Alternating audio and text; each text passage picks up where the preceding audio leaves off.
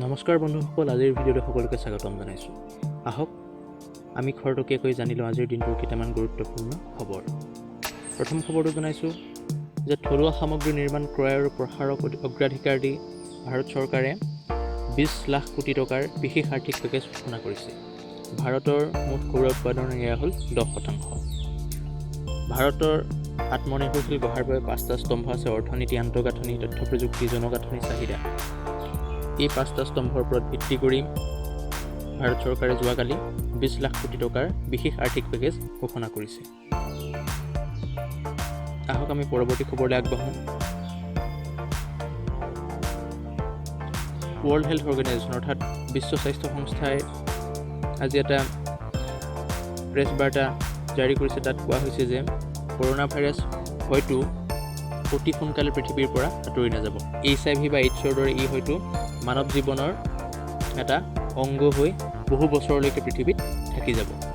সেয়েহে আমি অতি সোনকালে কৰোণা ভাইৰাছ পৃথিৱীৰ পৰা যোৱাটো আশা কৰিব নোৱাৰোঁ। পৰৱৰ্তী খবৰলৈ আগবাঢ়োঁ। বৰ্তমান সময়লৈকে ভাৰতবৰ্ষত কৰোণা আক্ৰান্তৰ সংখ্যা যথেষ্ট বৃদ্ধি পাইছে। এই ক্ষেত্ৰত সমগ্ৰ বিশ্বত বৰ্তমান কৰোণা আক্ৰান্তৰ সংখ্যা 43,64,172লৈ বৃদ্ধি পাইছে আৰু মৃত্যুৰ সংখ্যা বৃদ্ধি পাইছে 2,97,491 জন।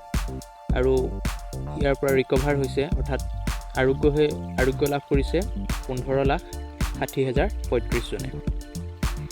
আন এটা গুৰুত্বপূৰ্ণ খবৰ হৈছে যে আজি অসমত পুনৰ 7জন ৰোগীৰ দেহত কৰোণা পজিটিভ পোৱা গৈছে। স্বাস্থ্যমন্ত্ৰী হিমন্ত বিশ্ব শৰ্মা ডাঙৰীয়াই খন্তেক সময়ৰ আগতে টুইট কৰি এই কথা জনাইছে যে 7 patients in attendance who came from Mumbai and now in quarantine tested positive। অৰ্থাৎ বৰ্তমান অসমত কৰোণা ভাইৰাছ এই ৰোগত আক্ৰান্তৰ সংখ্যা 86 জনলৈ বৃদ্ধি পাইছে।